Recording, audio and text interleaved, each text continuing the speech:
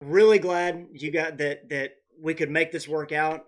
But do me a favor for those who don't have any idea who you guys are. Introduce yourselves. Timur, why don't you start? And you guys tell a little bit about what you do, where you're at, and then we'll go from there. Okay, I'm Timur, and I'm right now in Tomsk. I've been ministering God since 1995 in the church here in Tomsk. And in fact, the church celebrated 25 years last September. That's awesome. So we're doing good. God is blessing us big time. I'm one of the ministers in the church. I enjoy teaching and preaching and helping people come to Christ. And also, my wife and I, we do the family ministry for married couples and people who are going to get married and those who have kids, children. So it's just, that's what we do. Busy life, but it's very interesting. So we enjoy it a lot. So that's who I am and what I do. Awesome. Go for it, Vasya. Okay, I'm Vasya. I'm from Tomsk too. And I'm Christian since 1996, so 24 years. We actually, me and Timur, we just 1 year apart. And this March we celebrated our 24th anniversary and his 25th anniversary of our Christianity. That's fantastic. On 24th and 25th of March. Yeah. So yeah, we passed it. It will never happen again. And we also, as for our age, we also 1 year apart. So Timur is always ahead of me by 1 year. Yeah, I'm a minister in Tomsk Christian Church since I don't remember when, 2001, probably. And it seems that I do everything in church: marriage counseling, treasure, church council. I'm in almost all groups for teenagers, college, kids ministry. So I'm overseeing everything, and probably because I have more time. And I also do marriage counseling, and well, as a Christian psychologist, I sometimes counsel people, help with different problems. But so I'm married. I have 3 kids, 3 boys. I was just about to ask. And yeah, they are about to go to bed, so it's a little bit crazy it's here late, in the background. Yeah. So for those that, and I need to mention that too. So we're filming this right now. It's 10 a.m. on a Monday morning here, but it's 10 p.m. there. And so if not for the storms last night, we would have been filming this Sunday night at 8 p.m. and then it would be Monday morning 8 a.m. for you guys. And so Timur and I were talking, trying to get that scheduled where we're both talking at acceptable times is really difficult. But so share with me what I really wanted to ask you guys was share with me and others how this coronavirus outbreak has affected your communities, has affected the ministry that you guys do. What does it look like there? Because here, and we're doing, we're hearing things like shelter in place where, don't leave your homes. And if you do, you can only go to certain places and you have to be 6 feet apart and all these kind of things. So what does it look like there? How is your community and Russia handling the outbreak? Well, it seems that we're on the same page with the whole world. Except we're a little behind in terms of the number of people who are sick. So it's kind of watching what's happening in Italy and Spain and the United States and England. And of course, we have a little more time to learn from your experiences. So, sure. But I think we're just following the same rules. I mean, we're in a safe self-isolation mode right now. So, which means that try to stay at home as much as possible, being with your family, don't contact other people. In fact, last week in Tomsk, the police started doing some raids, trying to check people. Why are you outside? Where are you going? Do you have a permission to be outside? Are you going to work, or are you just hanging around? So they're kind of trying to tighten some bolts and nuts just to make sure that people are following the rules. So I think it's the same. Okay. We decided to follow all state regulations, or local region regulations, because we think this is how we can also serve to community. Right. At Setting least not that to example, yeah. Yeah, as example, and also not to be someone who spreads, possibly this virus. Yeah. If somebody catches it, and Sure. Also, well, the here in Russia, not everybody likes Protestant churches, and so if something happens, I mean, if we somehow involved in that will cause more problems. Even Orthodox Church, which is main church, the biggest church in Russia, even them get criticism because they didn't close temples, they didn't stop services. So sure, it reminds me of the the verse that tells us to be so good that people can't even say one bad thing about you, that we're above reproach. And that's a good point to bring up, is we need to be the ones that nobody can look at us and say they're the ones that are preventing us from getting back to some kind of normal. One of the thoughts that kind of got me focused is when I thought, okay, let's imagine that I get sick, and then I have to report on all the contacts and all my activities in the past 2 weeks. Yeah. And I have to tell everything that I was doing.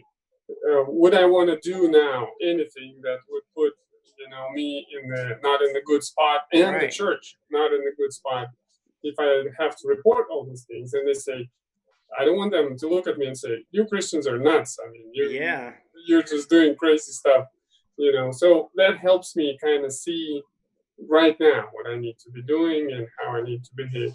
So, and that connects with what Vaisa says, because we need, and you said about being above reproach. Yeah.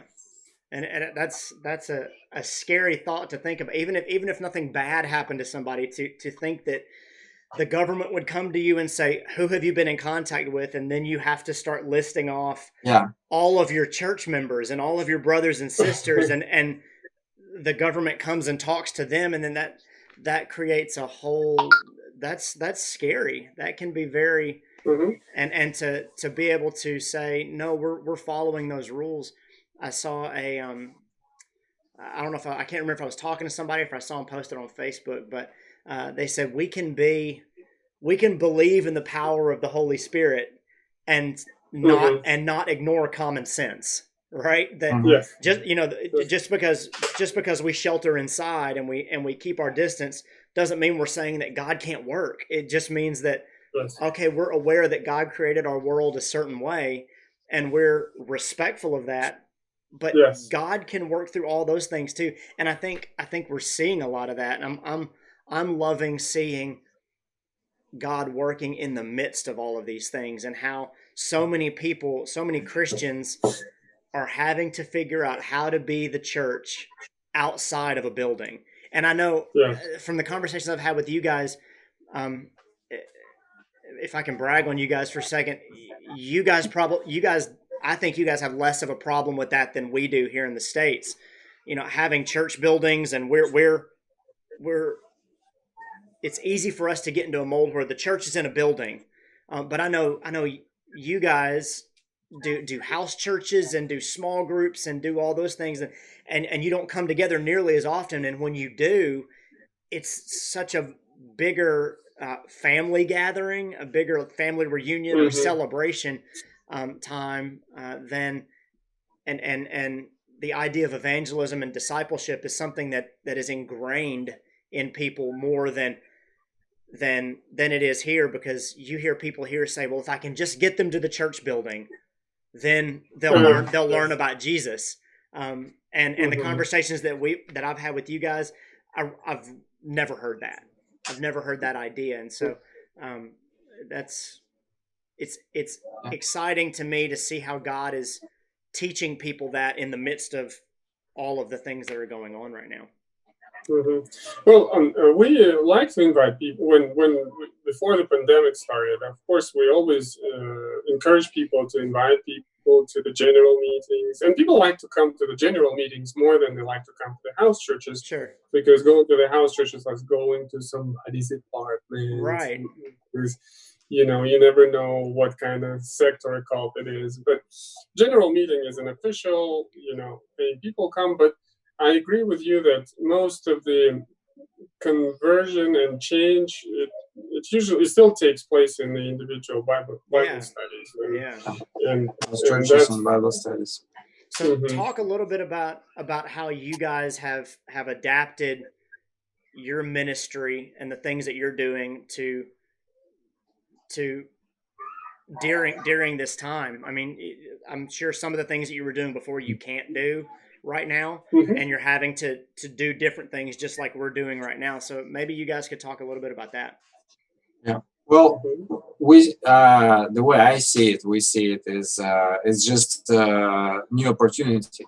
Like, yes, we cannot do certain things the way we did before, but now everybody is in the same situation. So just when we start our online services, we have more subscribers. We have people from all over the world joining our services, and I know that in our house churches, people spend more time together. So they meet in Zoom in the mornings, evenings. They pray together, read Bible, and like last week, that was very. I was very glad to hear that from two different groups, two different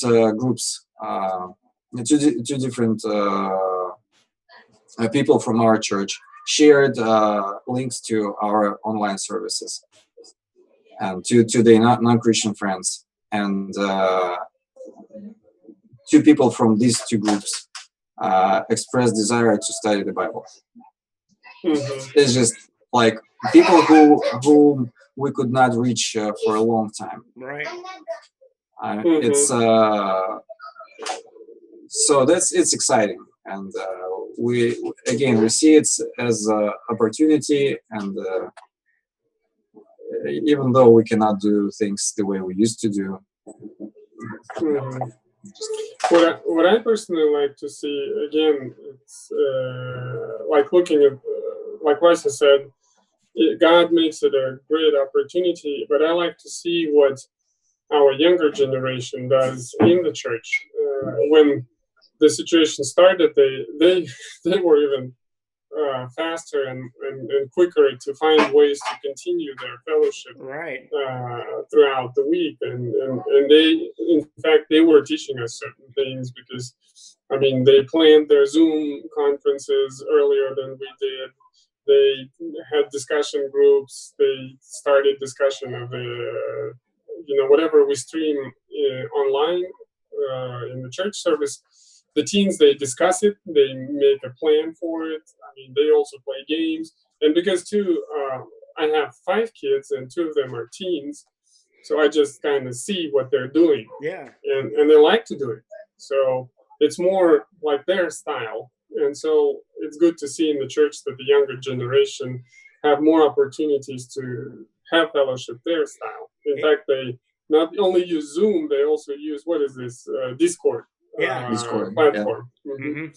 There's a lot of, that's what you and I were talking about before, is some of my students are gamers, big video game players, and places like Discord and Twitch are heavy for video gamers, but they're using all of the software that now a lot of churches are using to stream and to connect with people. And so you have this whole generation of young people and Christians that are now I don't want to say the leaders necessarily, but they really are the trendsetters, the leaders pushing a different form of ministry forward.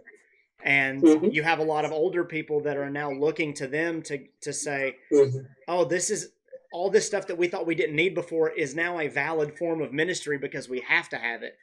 We have And no the other only choice. way of ministry. Yeah, exactly. And so I'm excited to see when all of this settles back out and people start coming back out of their homes, how many churches and how many Christians are changed in their ideas of ministry and their ideas of evangelism and discipleship because they saw the benefit of things like this. Yes. It's going to be very interesting. So my question to you guys, as we just wrap up this video, is what are some things? Are there some things that we could do on our end to encourage you guys to connect with you guys? Even though we're all the way across the world, we're able to have conversations like this. And so, are there things that your congregation needs? Are there things that we could help with? If not, that's fine. And prayer is a powerful thing and things like that. But I wanted to put that out there if anybody was interested in what you're doing. Mm-hmm. Well, it is encouraging just to have this conversation right now. Yeah. And also feel that we're pretty much on the same page. Like this whole planet is just one home for everybody in the face of danger. Right. So it is encouraging. It was cool to talk to you and see what technology you're using to stay in touch with the church and with other people and share these experiences. It's also a great encouragement. So that's another way of what we can do. Also, I found for me, and of course it's a little of a bigger challenge, but it's when we go live with a church, when people connect from all over the world, that brings a special spirit of unity. When you see people from Kazakhstan, from Belarus, from all parts of the world, from Netherlands, and maybe from the United States, people connect and they say, "Hi, we're here, we're with you guys." Yeah. We're watching, they ask questions, they say, "Oh, Vaisa, good to see you," or "Sasha," or Timur, and "Oh, Rodney, hi, good looking hat," whatever. So this is really encouraging. Usually we don't think about it, but now with this way of communication, that kind of makes me feel like we're together, we're one family. So Absolutely. that's what I say. Absolutely. Yeah, I think the same way. Timur basically said everything I wanted to say. Yeah, yeah. Stole it from me. Well, he's 1 year. That's right. Ahead of me. That's right. In 12 hours, I'll have all these great ideas too. So yeah, yeah. But it is really great to see people joining, connecting across the world. It's I don't know if one thing I just thought if some of you guys go online when we have our online service and write something in our chat on our YouTube channel. Yeah. Just say hi from that side, because we see you, we talk to you, and it is exciting for us. And then you will show this video to other guys. Absolutely. But again, it will be there. Our people will not see it. I mean, it will not hear this conversation. We can only tell about it. Right. But if you join one of our events and just say, hi from Hansel, hi from Central, and so I'm sure that will encourage people in Tomsk who watch, and well, maybe other countries see this, who also watch that. So, Rodney, you need to do 3 things, in other words. Vaisa says, first of all, subscribe to the channel of Tomsk Christian Church. Second, push the button, notification alerts, whatever. And third, when you were online, say hello from Alabama. That's right. Hit the like button, push subscribe. Yes. Promotion, yeah. No, that's an excellent idea. And I was telling Timur too, at the end of this video, in which I'm telling everybody now too, is we're going to put links to your YouTube channel. We're going to put links to where people can watch those videos and watch those live streams and when they're going to happen and all those kind of things. That way people can see those things and comment and follow you guys and try to do a lot of the things that you're talking about. So I appreciate you guys. I'm gonna sign off of our recording here, and then we can talk for a little bit longer. But thank you guys for sharing, and I know our students that are watching are really going to be blessed by hearing what you guys are doing, and like you guys said, fostering that spirit of unity where a lot of the stuff that you guys are going through, we're going through too, and that we're all in the same boat right now, and learning how to minister like this, and I think that really highlights the kind of God that we serve, right? That if we're all going through all these things, God's also working in all of us the same way through all of this, and we're all doing a lot of the same things. I think it's a real testimony to the power of the Spirit and the way that God works in our lives. And so thank you guys for sharing and staying up late for me. I'll shut our recording off and we can finish talking. So thank you guys.